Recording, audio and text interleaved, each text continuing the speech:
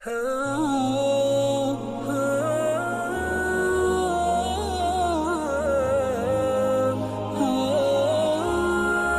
اے میرے پیارے اسلامی بھائیوں، ایک شخص جو ہے وہ رات کو اللہ کریم کا ذکر کر رہا تھا، اللہ اللہ اللہ۔ شیطان کو اچھا نہیں لگا، شیطان کو کب ہماری نیکی اچھی لگتی ہے؟ اس نے دل میں ڈال دیا کہ تو اللہ اللہ کر رہا ہے، تیرے کو اللہ کی طرف سے تو جواب ہی نہیں آ رہا، تو اس کا ذکر کر رہا ہے، وہ تو تیرا ذکر نہیں کر رہا، وہ تجھے جواب نہیں دے رہا، تجھے پتہ ہی نہیں چل رہا تیرا ذکر قبول ہو رہا ہے کہ نہیں۔ شیطان کے اس وار سے اس کا دل چھوٹا ہوا، اس نے ذکر الہی چھوڑ دیا۔ اللہ اکبر۔ جب نیند آئی تو خواب میں حضرت خضر علیہ السلام تشریف لائے اور فرما رہے اے نیک بخت، تو نے ذکر حق کیوں چھوڑ دیا؟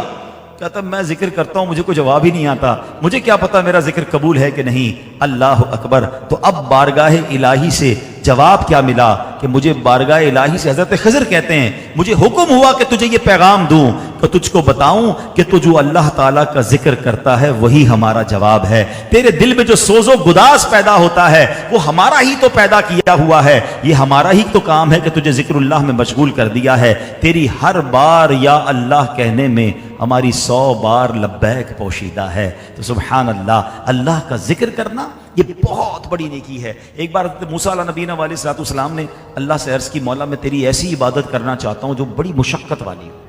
ہم تو ڈھونڈتے ہیں نا آسان نیکیاں ہیں کہ یا اللہ بڑی جس میں محنت لگے، مجھے ایسی کوئی عبادت بتا دے۔ ارشاد ہوا موسیٰ میرا ذکر کرو۔ آپ نے ذکر الہی شروع کر دیا، آپ کو تو مزہ آنے لگ گیا، سوز ملنے لگ گیا، انجوائے کرنے لگ گئے۔ پھر عرض کی مولا میں نے تجھ سے مشقت والی عبادت مانگی تھی، اے اللہ میں نے تجھ سے ڈیفیکلٹ عبادت مانگی تھی، تو نے مجھے اپنے ذکر میں لگا دیا، مجھے تو ہر تیرے نام پر سوز مل رہا ہے، ذوق مل رہا ہے، مزہ آ رہا ہے۔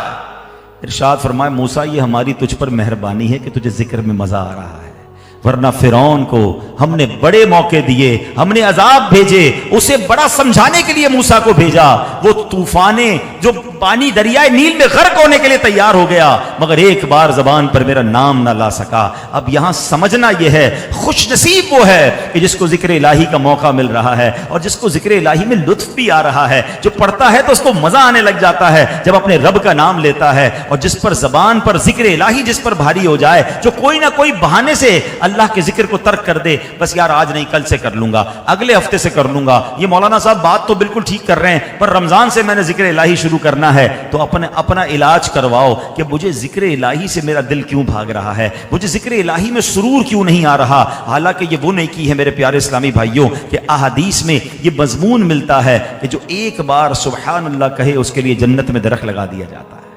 مل کر کہہ دو نا سبحان اللہ۔ ایک بار الحمدللہ کہے جنت میں درخت لگا دیا جاتا ہے، ایک بار اللہ اکبر کہے جنت میں درخت لگا دیا جاتا ہے، ایک بار لا الہ الا اللہ کہے جنت میں درخت لگا دیا جاتا ہے۔ روایتوں میں آتا ہے جنت کی زمین خالی ہے، جب اللہ کا بندہ ذکر شروع کرتا ہے فرشتے اس میں درخت لگانا، اس میں پودے لگانا شروع کر دیتے ہیں، یعنی آپ کے باغ بن رہے ہیں جنت میں جب آپ اللہ کا ذکر کرتے ہیں۔ یہاں ماشاءاللہ بڑے کاروباری لوگ مجھے نظر آ رہے ہیں، میں ایک آپ سے سوال کرنا چاہتا ہوں، is there anybody have a power to buy a tree in heaven؟ ہم میں سے کوئی ایسا ہے جس کے پاس یہ طاقت ہو کہ وہ اپنے پیسوں سے جنت میں درخت خرید سکے؟ ہم سارے بھی اپنے پیسے ملا لیں نا، اور سارے پیسے ملا لیں، پھر بھی ہم میں سے کسی ایک کے پاس یہ طاقت نہیں ہے۔ پہلے تو جنت میں جانے کا ہی نہیں پتا جائیں گے کہ نہیں، اور درخت کیسے خرید سکتے ہیں؟ دنیا بھر کی آپ پراپرٹی خرید سکتے ہیں، جنت کی پراپرٹی نہیں خرید سکتے۔ مگر میرے رب نے جنت کے وہ درخت، جنت کے وہ میوہ جات آپ کے لیے آسان کیسے کیے ہیں کہ آپ صرف اس کا نام لینا شروع کر دیں۔ آپ سبحان اللہ کہیں جنت میں درخت لگتا ہے، الحمدللہ کہیں جنت میں درخت لگتا ہے، اللہ اکبر کہیں جنت میں درخت لگتا ہے، اور یہ کتنا افضل کام ہے۔ ایک بار کیا ہوا، حضرت سہل بن معاذ رحمۃ اللہ تعالی علیہ اپنے والد صاحب سے روایت کرتے ہیں، ایک بار محفل نور سجی ہوئی تھی، نبی پاک علیہ الصلوۃ والسلام جلوہ فرما ہیں، صحابہ بھی ان کے ساتھ ہیں، تو ایک صحابی بارگاہ رسالت میں حاضر ہو کر عرض کی یا رسول اللہ جہاد کرنے والوں میں سب سے افضل کون ہے؟ جہاد تو بہت سارے صحابہ نے کیا تھا، اب ذرا سنیے گا غور سے۔ آقا علیہ الصلوۃ والسلام فرماتے ہیں اکثرہم للہ ذکرن، یعنی ان میں جو کثرت سے ذکر کرنے والا ہے وہ زیادہ عظمت والا ہے۔ اچھا، صحابی رسول نے دوسرا سوال کیا، حضور روزہ داروں میں افضل کون ہے؟ روزہ تو بہت سارے صحابہ نے رکھا ہوا ہوتا ہے، فرمایا ان روزہ داروں میں جو سب سے زیادہ ذکر کرنے والا ہے وہ سب سے زیادہ افضل ہے۔ اب وہ صحابی باری باری سوال کرنے لگے، حضور نمازیوں میں کون افضل ہے؟ فرمایا نمازیوں میں سب سے زیادہ اللہ کا ذکر کرنے والا افضل ہے۔ ایک ایک کر کے وہ پیارے آقا سے نیکی پوچھتے رہے، نبی پاک فرماتے ان نیکوکاروں میں بھی افضل، ٹاپ آف دا لسٹ وہ ہے جو کہ زیادہ ذکر کرنے والا ہے۔ سبحان اللہ۔ حضرت سعد کہتے ہیں کہ جب نبی پاک سے سوالات ہوتے گئے تو حضرت ابو بکر صدیق بھی حاضر تھے۔ انہوں نے حضرت عمر فاروق کو کہا، اے عمر، یوں تو ذکر اللہ کرنے والے ساری بھلائیاں لے جائیں گے، ہر معاملے میں ذکر والے آگے بڑھ گئے۔ تو نبی پاک نے بھی یہ سن لیا۔ پیارے آقا نے فرمایا، ہاں ابو بکر، بات ایسی ہی ہے، جو ذکر کرنے والا ہے وہ سب سے آگے ہے، وہ سب سے زیادہ بھلائیاں لے جائے گا۔